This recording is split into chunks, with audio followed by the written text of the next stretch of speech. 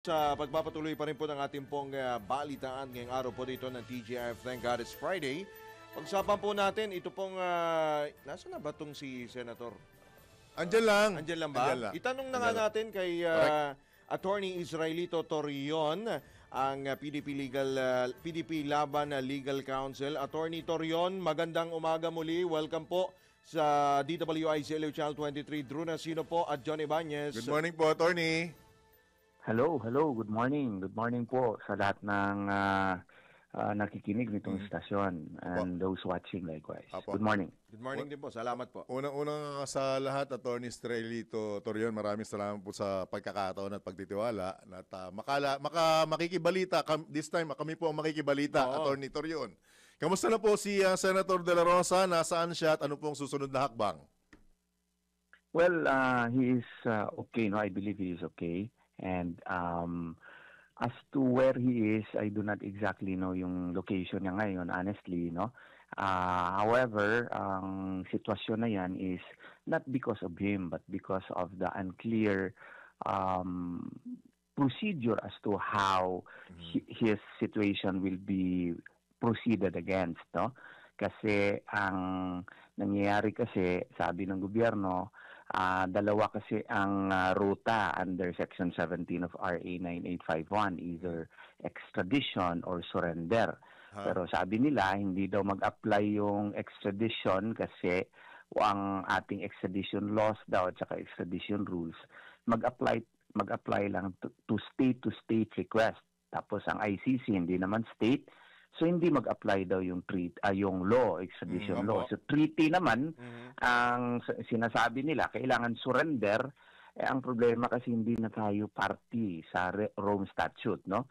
And kung ipipilit nila na yung residual jurisdiction pursuant to Article 127 kasi ang mga krimen daw ay nangyari nung panahon na miyembro pa tayo ng ICC, ang tingin kasi namin limited yung jurisdiction na yun. Otherwise, perpetual na yun. Wala na tayong jurisdiction dito, no? Kung ibalik pa rin natin yan na argumento. Ang argumento kasi namin na dapat yung exception na yun mag-apply lamang kung ang kaso ay under consideration na ng ICC before tayo nag-withdraw.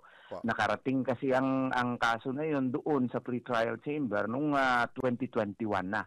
Yung withdrawal natin effective noong March 17 of 2019. So wala nang jurisdiction. So kung meron mang jurisdiction, residual, wala tayong klaro na rules on surrender. Kasi kailangan i-define talaga yun ng gobyerno kung ano ba talaga ang proseso kung i-surrender natin siya. Hindi naman siya pwedeng dakpin lang, diretso, tapos idala mo sa Netherlands. Hindi po pwede yung ginawa nila kay Tatay Digong. Maski anong English doon, illegal yun. Yun po ang atin. So klaruhin nila para malaman namin kung anong karapatan ni Senator De La Rosa. Of course, hindi mo siya masisi kung if he is making himself scarce nowadays. That is because sabog kasi yung mensahe ng gobyerno. Yun po ang rason. Right. Ang latest, Attorney Torion, is binasura mismo ng Supreme Court yung kahilingan ni Senator De La Rosa tungkol dun sa arrest warrant. Dalawang punto yun. Kung if you will read the Inquirer tsaka yung mainstream, ang main motion namin doon is the motion for issuance of temporary restraining order, no, against continued Philippine government's cooperation, no. In a way na act yun, ni-require yung kabila na mag-comment kasi 10 days yung binigay sa kanila. Yung dininay yung aming subsidiary motion na para mag-grant yung main motion namin, nagsabi naman 3 beses sa 4 na ata si Ombudsman Rimulya na may kopya nga siya ng warrant. Di i-produce yun. Kasi kung i-produce yun na warrant na nasa kanya, di somehow meron ng clear and urgent necessity na mag-act yung Supreme Court doon sa aming motion. Dininay yun, pero nung nakita namin yung yung resolution, walang rason. Under the 1987 Constitution, the court is required to state the law and the facts on which the decision is based. So, mag-file kami ng most respectful motion for reconsideration kasi sa tingin namin, baka kailangan na mag-provide ng reason ang Korte Suprema. Kasi sa aming pananaw, importante yun na dokumento kasi yun ang mag-provide na, meron na pala talagang warrant. O, di kailangan na mag-act yung Korte Suprema. Po. Is it favor or hindi kay Senator De La Rosa, Attorney Torion? Well, depende on what you would view it kasi kung meron na talagang warrant it would not favor him, no, ostensibly if you look at it that way. Pero sa amin naman kung ano ang katotohanan, no, dapat lumabas yung katotohanan, dapat i-explain din ni Ombudsman Remulla sinong nagbigay sa kanya ng warrant. Supposedly confidential yun. Under what authority na bakit nagkaroon siya ng warrant? Yung DFA wala. Supposedly yung communication i-forward doon. Walang hard copy. Paano siya nagkaroon? Ang lakas-lakas naman niya. So kailangan i-explain yun. Alright. Bakit nagkaganoon?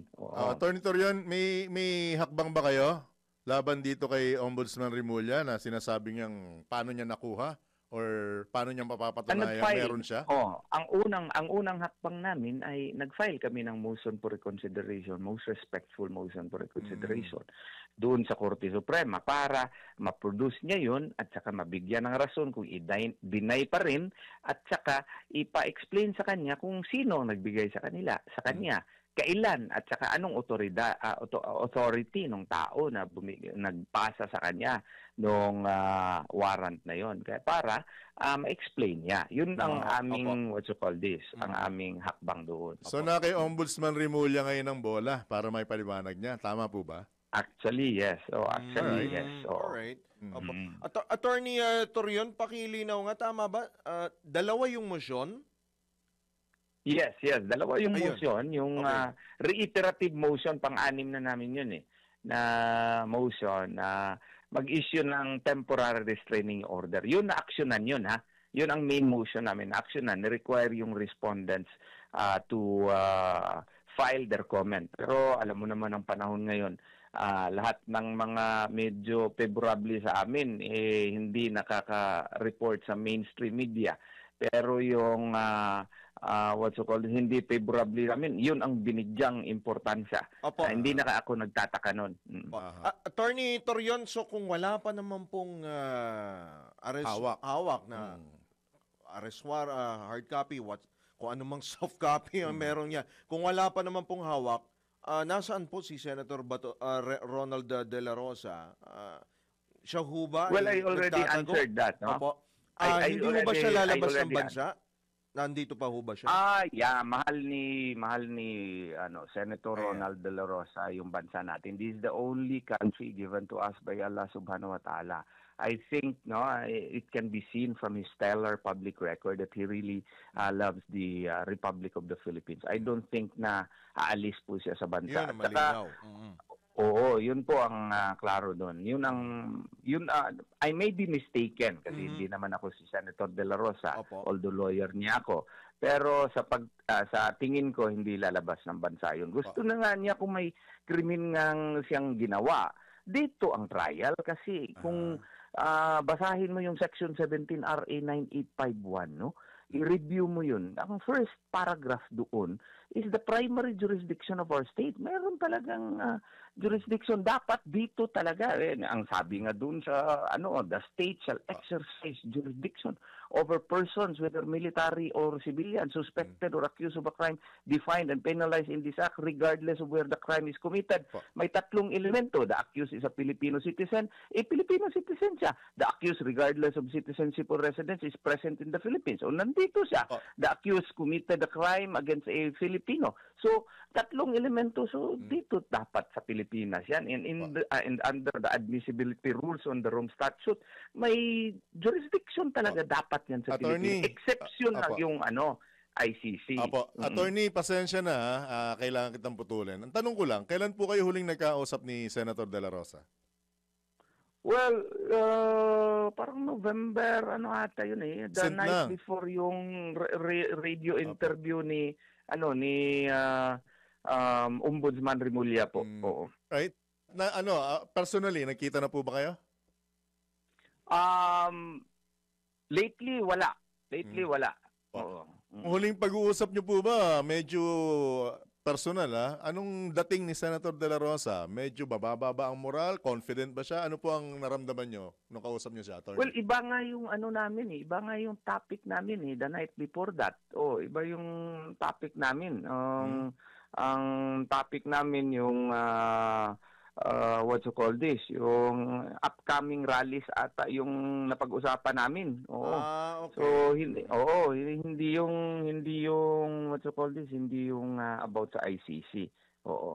Yun po na yan. I am in constant communication with his wife, beloved wife, and his children po. Oo. Yung everyday kami nagte-text at saka minsan nag-uusap. May pasensya na ulit, Attorney Torion, pero may mga lumalabas kasi ang binabalik kay Senator De La Rosa, do hindi naman legal to nanggaling nga lang naman sa mismong salita niya na kung anong mangyayari, willing siyang sumama at samahan si Tatay Digong sa dahig. Nananatili ba yung ganun stand niya, Attorney? Kung iklaro ng gobyerno kung anong mga rules talaga natin on surrender. Kasi if you will note, pati nga yung competent judicial authority, hindi pa nga nakadefine eh. Anong petition mo i-file after madakip yung tao? Idaan ba talaga siya sa korte o hindi? Kasi unfair masyado yan. Illegal yan kung hindi mo idaan sa korte. Naklarong korte talaga ang tao bago mo siya isurrender. Iklaro nila yan. And you will, totoo si Senator De La Rosa. Maski ikaw naman siguro, sir, hindi klaro yung rules of procedure dito sa sarili mong bansa. Kung arrest warrant yan dito ng sarili mong bansa, klaro yung rights mo under the law. Dito, hindi kinlaro ng gobyerno. Siyempre, he would be making himself scarce. If they will clarify all the rules of procedure doon, alam namin kung ano talagang gawain namin, Senator De La Rosa will surely act accordingly. Right. Attorney Torion, baka meron ho kayo mga karagdagang papumpanawagan sa ating po mga kababayan. Of course, sa mga stakeholders po dito po sa issue po na ito. Attorney Torion. Well, ang amin lamang panawagan ay please do not judge just because he is making himself scarce, si Senator Bato de la Rosa. Ang ating tingnan dito, ang gobyerno. Sabog po ang mensahe ng gobyerno. His liberty and security is at stake. No? Since we are no longer a party to the Rome Statute, ang sabi namin, kung may kaso kayo, kasuhan ninyo si Senator Bato de la Rosa dito sa Pilipinas. Our justice system is working. Meron naman tayong korte. Yung ating ombudsman ay maski hindi niya trabaho, tinatrabaho nga niya ngayon. Parang spokesperson na siya ng ICC. Nandyan nga siya dyan. Nag-iimbestiga ng mga government officials. Pero ang problema lang, yung mga mga kalaban lamang sa politika. Since the justice system is working in the Philippines, I challenge the government, file cases against Senator Bato de la Rosa in the Philippines, and we will face all such cases here. Right. Ganun po. Attorney Torion, kami po yung umaasa na sa mga susunod na pagkakataon, muli mo kaming pagbibigyan para in the spirit of fairness naman at balancing pag-uulat. Attorney Torion. Salamat po. Salamat po. Thank you rin po. Good morning. Ingat po po. kayo. Good luck po, Good Attorney. luck. Morning. Thank you po. Thank you. Ingat Thank po. you. Dagang salamat. Apo. Mga kabalitaan, kabalitaktakan, tama ba? Hanggang ngayon may laban. Di ba binaklas na yan? PDP laban. Laban ulit? Di ba Alam ko binaklas na yan eh. Sila nanalo, di ba?